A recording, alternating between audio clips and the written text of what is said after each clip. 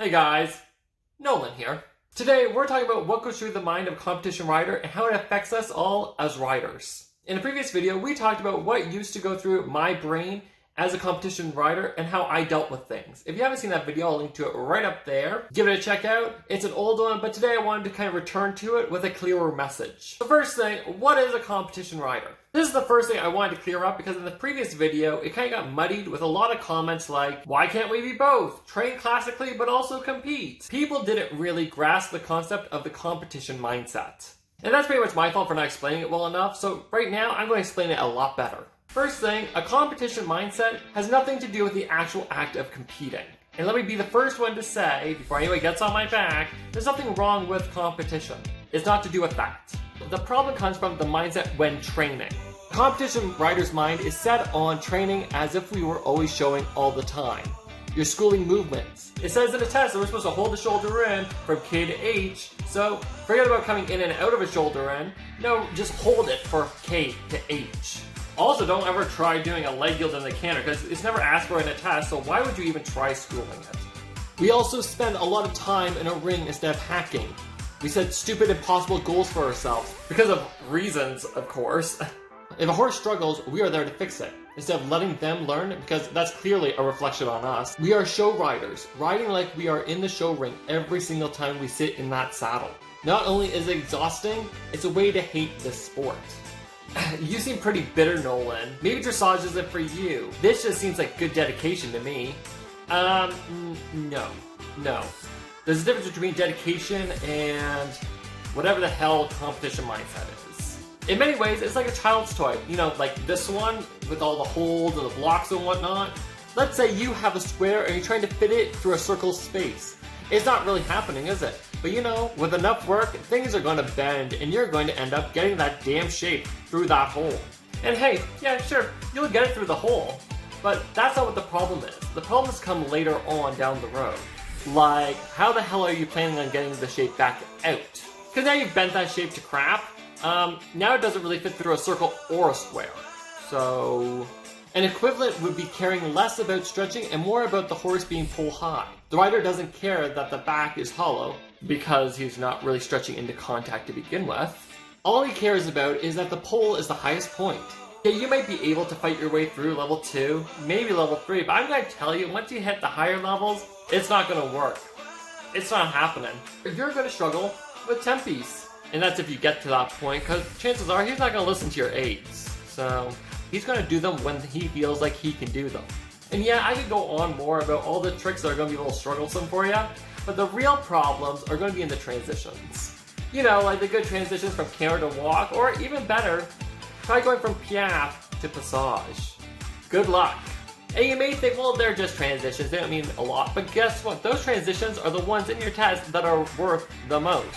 Most of them are ×2. So how does a rider end up with a competition mindset? I'm so glad you asked. Because the thing is, this is more of a mental health issue. Most of the time, it has to do with the fellow riders. We have a whole series right there about bullies in the horse world, and guess what? Usually the bullies are the ones that drive competition riders into this kind of mindset. We are going to fix it before the bully has the opportunity to tell me I'm shit. So I'm going to make the horse do things so it looks like I'm in complete control, and they'll have nothing to bitch about. Which ends up with us losing more control, and we can't control them, so guess what? We start to lose control of ourselves. So what happens next? Does it go away? How do I change? From personal experience, you can't just change. It has taken me literally years to get where I am mentally right now. And I still have that voice in the back of my head saying, you're not good enough. Fix it. That leg yield, it's not crossing enough. That trot, not cadence enough. Make it happen. That canter transition? Nope. What do I have to do? I have to ignore it. Sounds easy, doesn't it? No, not a bit. Sometimes it goes away. Other times, it's constantly nagging me. Every stride.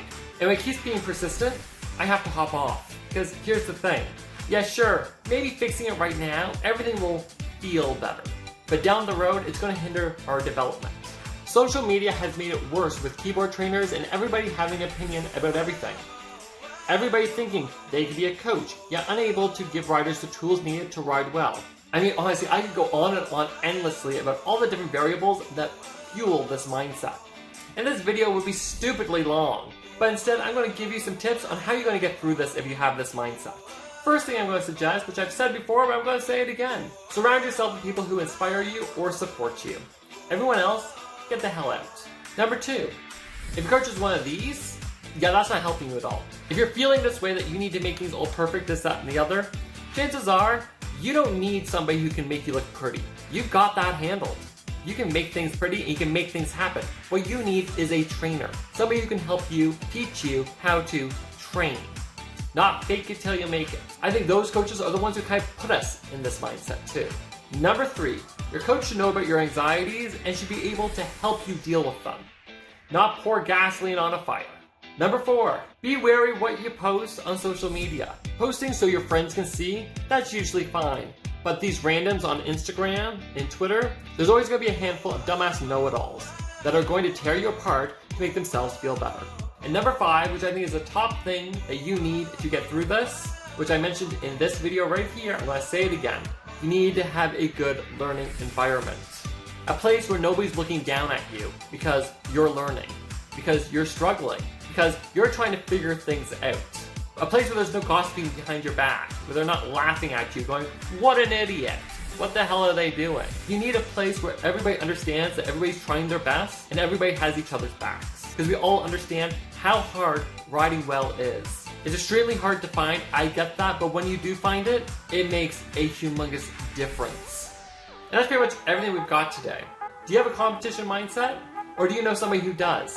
How do you guys deal with it? Let us know down below. And while you're at it, if you enjoyed this video, give it a thumbs up. As I've said before, it's a little thing, but it really does go a long way. And if you haven't already, why not hit the subscribe button and become a part of the Little Cruiser Guild yourself? We have new videos up every week for your entertainment, but also to make this horse world make a bit more sense. And that's pretty much everything I've got for you guys today. Alright, thank you so much for watching. I am Nolan Michael Cruz, and I'll talk to you later. Ciao!